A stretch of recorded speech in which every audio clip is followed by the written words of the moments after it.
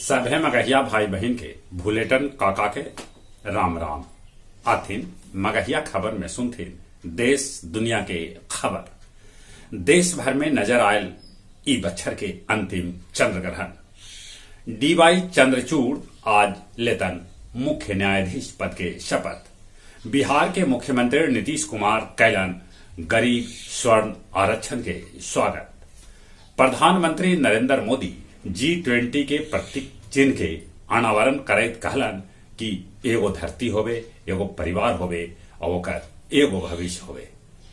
भारत के पहल निजी रॉकेट 12 से 26 नवंबर के बीच छोड़ल जाए। मगही मगध नागरिक संघ कोलकाता में आयोजित कैल गेल मगही के 15वां राष्ट्रीय सम्मेलन, जेकरा में मगही साहित्यकार लेलन भाग। राजस्थान में एगो महिला शिक्षक जेंडर बदल के छात्रा से कैलक बियाह। हवाई जहाज के किराया एक दोगुना हो गए। कतकी गंगा नहान के दौरान सुबह में डूबे से 4 आदमी के मौत हो गए, तब 4 अभियो लापता हत। अमेरिका में मध्यावधि चुनाव ले मतदान शुरू। पीटीएम के घाटा बढ़ के 594 करोड़ हो गलक। भारत रूस के तेल देत रहत। पाकिस्तान के पूर्व प्रधानमंत्री इमरान खान पर हमला के तो केस दर्ज होयल, बाकी वो केस में पाकिस्तानी प्रधानमंत्री शाहनवाज और सेना के कोई अफसर के नाम न है। टेकारी के किसान ई बच्छर अमेरिकी करिया आलू उपजौतन।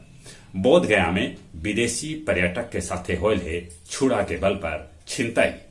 रामपुर गया थाना 1078 बोतल विदेशी दारू के साथ 6 आदमी के कैलक गिरफ्तार। और अब कुछ खेल के समाचार। T20 विश्व कप में पहल का सेमीफाइनल आज खेलल जाए। इस सेमीफाइनल पाकिस्तान और न्यूजीलैंड के बीच होए।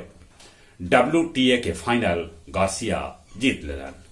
रोहित शर्मा जो भारतीय क्रिकेट टीम के कप्तान है, सेमीफाइनल खेले ले एकदम से तैयार है। चलिए एक बेर फिर से अपने सभे के भूलेटन काका के राम राम।